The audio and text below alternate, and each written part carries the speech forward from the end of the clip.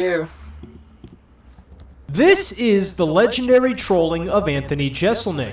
He won't be fully appreciated until he's dead. So I always looked up to him, always loved him, which is why meeting him and getting to work with him was such a huge disappointment. If you're a big fan of stand-up comedy, you're probably well aware of the comedian Anthony Jesselnik, who is well known for his incredibly dark one-liners and his arrogant, over-the-top attitude on stage. Anthony is a very great comedian, but there was a time in his career when he was outsmarted by one of his heroes, comedian Norm Macdonald, while they were working together. As a fan of both of these comedians, this story is an incredibly humorous one, and if you're unaware of the story about the time Norm and Anthony worked together on Last Comic Standing, then you've come to the right place. I will be detailing the story between these two comedians and how it was a legendary moment when Anthony Jesselnik was trolled by a comedian who he genuinely admired. To get a crystal clear understanding of what happened between these two, we need to start off by establishing the full timeline of events. In early 2015, Anthony Jesselnik was called and asked by his manager if he wanted to replace comedian JB Smoove as the host of the reality television talent competition show on NBC titled Last Comic Standing, to which Anthony Jesselnik replied, "Why the fuck would I want to do that? That show sucks." Anthony originally wanted nothing to do with the offer, but then he was informed that the judges would be Keenan Ivory Wayans, Roseanne Barr, and Norm Macdonald. Norm Macdonald is one of Anthony's biggest comedic influences, and upon realizing he'd have the opportunity to work with Norm, he would accept the offer to host Last Comic Standing on the spot. Upon accepting the offer, the season of Last Comic Standing would air on July 22nd, 2015, and during the shooting of the show is when all the action would take place. Despite Anthony's eagerness to work with his hero and former Doghouse owner, Norm Macdonald, he cited that the first few days of filming were incredibly rocky and difficult, and that he and Norm did not get along at all. They asked me to do it, and I thought, oh, that sounds awful. And they're like, no, it's you and Norm Macdonald. And I was like, oh, I'd love to work with Norm Macdonald, thinking that it would be fun to work with Norm Macdonald. You want to file free? Hit it. That name is slept on. Last Comic Standing, that's a legendary name for a stand-up. And then we just hated each other for like 8 days. We would just like yell at each other. We would like yell at each other. We'd have to like take breaks to calm down. And it's like hard when you're like upsetting one of your idols. It's like shit.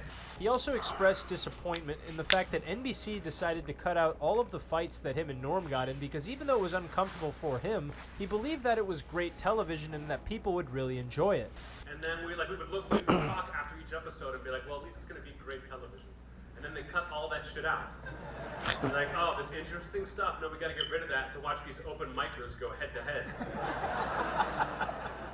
According to Anthony Jesselnik, NBC also messed up in the editing room and did not do Norm Checks justice out. at all, because apparently he had some very blunt and brutal moments with some of the contestants where he absolutely trashed them as comedians. And Norm was like borderline a monster to people. Like, he would say things that would kill me, that I would be like on the floor dying laughing. Like, I would have to take time. One of my favorites was he told this one girl, he said, he goes, "I think that you are incapable of writing a joke." And she goes, "Oh, well, I'll work on that." She's trying to be nice. She's like, "Okay, thank you, I'll work on that." And he goes, No, don't work on it. I said you are incapable." And that was the most like crushing thing he could have said to someone. So this one lady came up on stage to do comedy, and Norm didn't see any way that this lady could do comedy. I'm not going to guide any lady through comedy. That would take me, first of all, I'd have to figure out how a lady could do comedy. You know? What a jip that turned out to be. You know it's not a jip? Liking the video and subscribing to the channel if you're finding value in the content you're watching. I appreciate you guys watching the video. So Norm was incredibly vicious towards some of the contestants. I actually recall one clip where this one comedian did some material making fun of the Bible, and Norm basically called him a hack while the other two judges called him brave. Check this out. He was like, "Men do not live on bread alone," Matthew 4:4. And it's like, everybody's a little bit magic. Harry Potter, chapter 7. I disagree. I don't think the Bible joke is brave at all. I think if you're going to take on an entire religion, You should maybe know what you're talking about. So Norm was very direct to the contestants when he didn't like That them. ain't I mean, bad he could at not have all. been more leashed. Anthony would then proceed to talk about why him and Norm fought so much. We He miss you, describes Norm. it as two alpha males trying to show who is the funniest comedian, which to me just sounds like Anthony being a deeply closeted gay man. What are you fighting about? Just like who's going to be the funny one? It's just two alpha males. Anthony's not lying though, because there was a couple clips of him and Norm exchanging wits, and it's pretty funny. There's one clip in particular I will show because personally it made me laugh. When you were at the ATM machine, you were no longer a black guy. You were a human being. That was great. Almost racist, but then you got it right under the bar, Norm. That's why I love you. This clip makes me sad because if that was left in the final cut by NBC, then there must be some absolutely horrendous but hilarious moments between Anthony and Norm that were left on the cutting room floor. However, Anthony proceeds to talk about how after the first few days of working together, he and Norm started to get along better, and unsurprisingly, the two of them would become a unique and unstoppable comedic force together, and they would make for some of the funniest moments on the show. But none of it made it to the final cut. Then after the taping of Last Comic Standing, Anthony details an exchange between him and Norm when they were backstage getting ready to record press episodes with Larry King on his show. While backstage, they were brainstorming ways to promote the show because apparently Norm had no idea how he was going to do it. Then Anthony suggests that they go on the radio in interviews, and when asked about each other, they would just publicly insult each other and talk shit to promote the show. When Norm heard this, he agreed to it immediately and said he thought it was a great idea. And so we're backstage at Larry King, and he's like, I don't know how to promote this thing. I don't know what to talk about. So we want to talk about these comics, and I go, no, let's do this.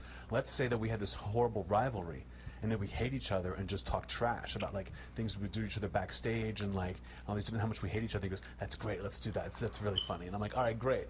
There was one interview where Anthony was asked about it, and he stuck to the plan for every single interview he did. Here's one that comes to mind.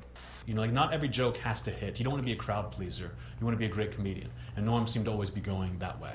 So I always looked up to him, always loved him. Which is why meeting him and getting to work with him was such a huge disappointment.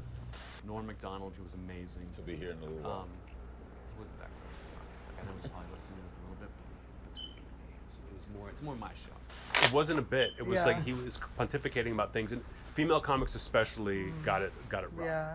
And it didn't make. He would love someone and hate someone else. It didn't make. There was no rhyme or reason. Then Anthony talks about how when backstage, he was the first person to record with Larry King, and when Anthony was asked about working with Norm, he said, quote, Larry, Norm Macdonald is a piece of shit, end quote. According to Anthony, he could hear Norm laughing backstage. Then when he went backstage, Norm was still laughing about what he had said. Then when Norm goes on Larry King, Anthony's backstage listening, and then Larry asks him about Anthony Jesselnik. Then Norm proceeds to say, quote, Larry, Anthony Jesselnik is one of the greats, end quote. Absolutely hilarious. Additionally, Anthony would continue to do more and more press while keeping up with this plan of trashing Norm every time to promote the show, and Norm would do the exact opposite. Anthony actually talks about how he believed that Norm had just completely forgotten about the conversation they had, but in this interview it would appear that Anthony did not realize that he had just been played like a fiddle by Norm Macdonald. Nice coat, nice hoodie. And I'm just throwing Norm under the bus, talking about how much I hated him and what an awful person he is. And Norm has completely forgotten that we've made this deal. Norm is just talking about how nice I am and how funny I am everywhere we go. And he still hasn't brought it up to me, but I can't think he's happy. Now, considering the fact that Norm is now taking a dirt nap, there's no real way for us to 100% confirm if Norm forgot or if he just didn't follow through with the plan, knowing full and well that Anthony trashing him would make him look like a world-class douche, especially if Norm isn't being rude as well. However, if I was a betting man like Artie Lang, I'd put money on the fact that Norm absolutely knew this would make Jesselnik look like an ass, so that's why he did it. In fact, that's what a lot of like Artie Lang. That's who you want to mention. I think it's pretty safe to say that's what happened. It's a funny story, and in fact, it's one of my favorite stories because it involves two comedians I really enjoy.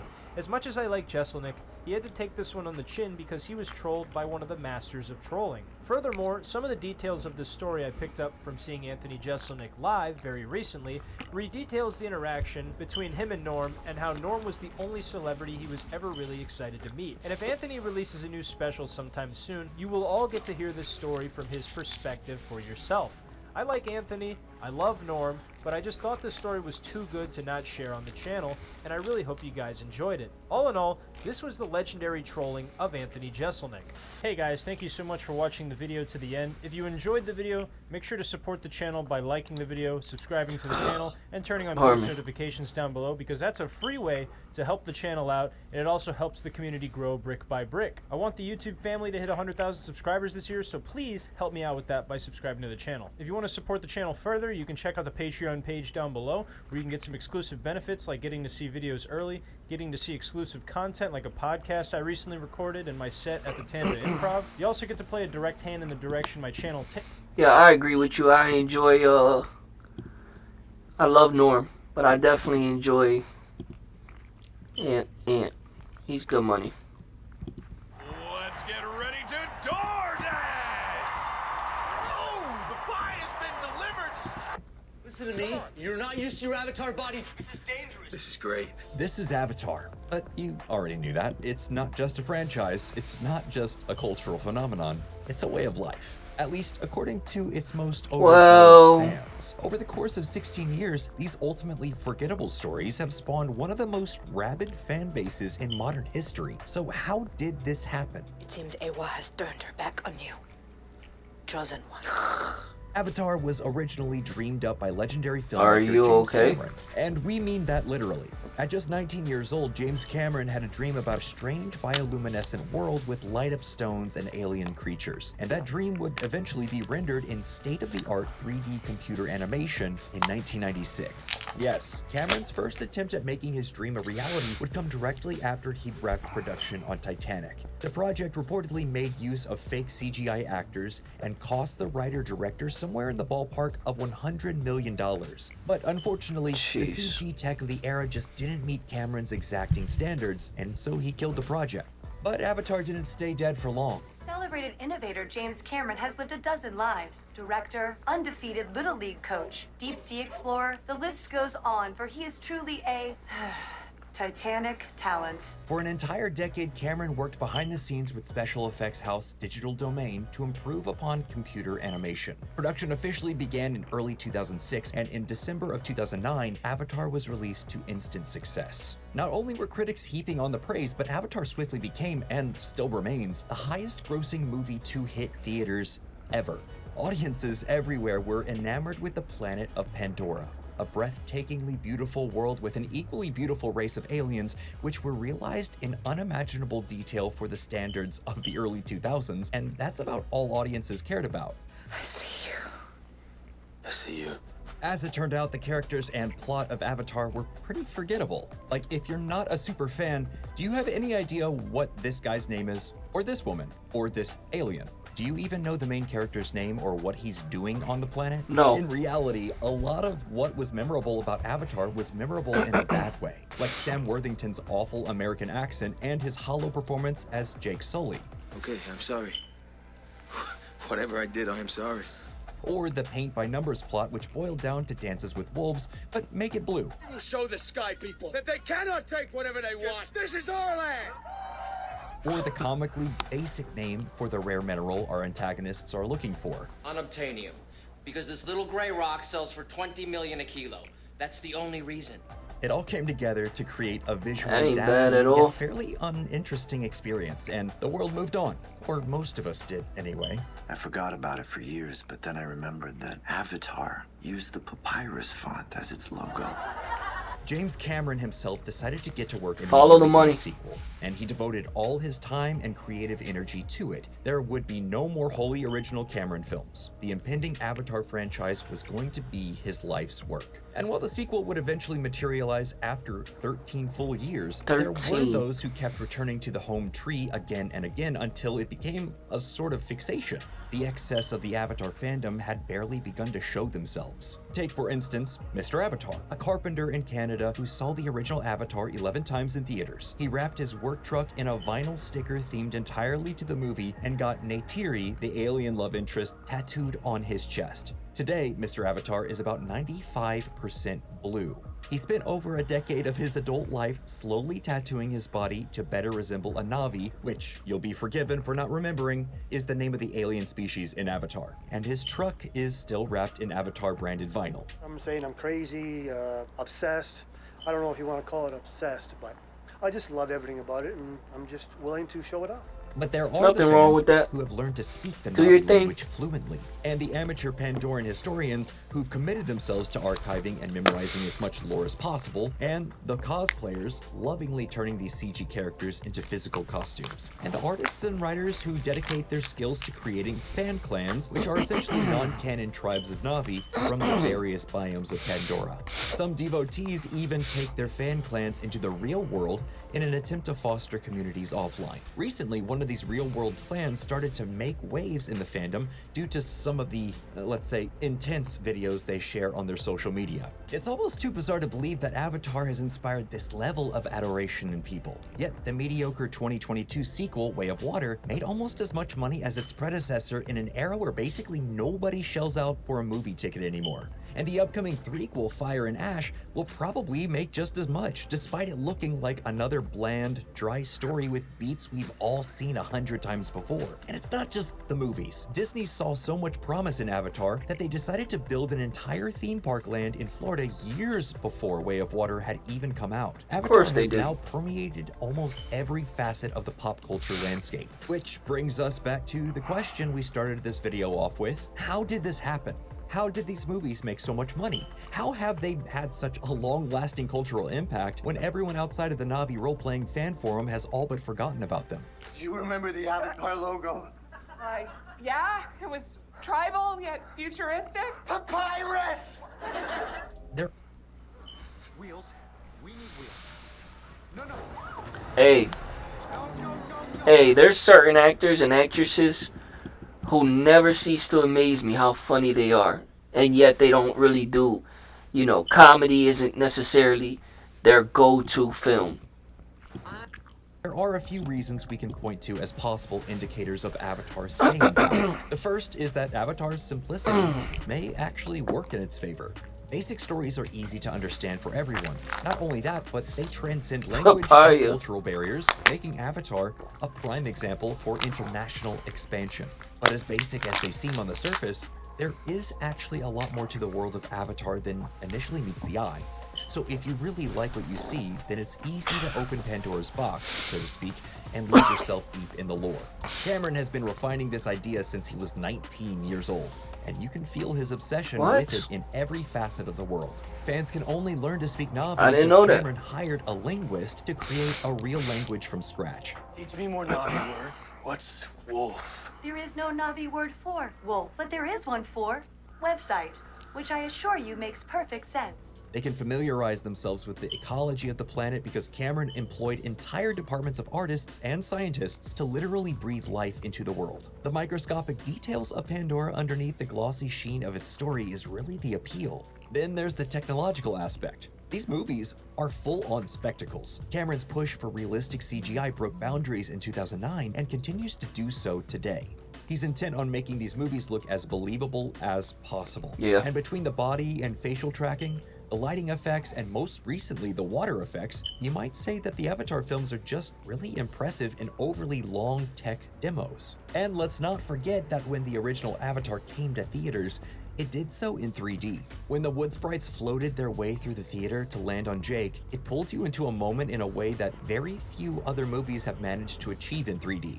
And it had to be seen on the big screen. Cameron remains loyal to it and uses it in surprisingly interesting ways in the Avatar franchise. So the Fusion camera was designed to be a state-of-the-art professional cinema camera. Finally, and maybe most importantly, these movies provide a prime setting for wish fulfillment fantasies, like Jake Sully. It's easy for audiences to lose themselves in the awe of the utopian Pandora and wonder what it might be like to be a Na'vi and ride on the back of an Ikron. With each new movie, the world broadens to include even more appealing places and concepts that let us forget the cruelties of the real world, if only for a moment. James Cameron's decades-long passion and persistence has imbued Avatar with a quality we can't quite name, but we can feel. And it's the reason we'll be shelling out for the IMAX 3D ticket and limited edition popcorn bucket when Avatar: Fire and Ash comes to theaters. Hey, but that's just our opinion. What do you think about the Avatar franchise? Are you a super fan, a neutral observer, or an all-out hater? Let us know in the comments, and be sure to like this video and subscribe to Nerdstalgic so you don't miss out on what comes next. Just my MO. Just my opinion. What's your opinion, chat? Will you be there when part 3 drops? Of course you will. I mean, what's there not to love, right? Get out.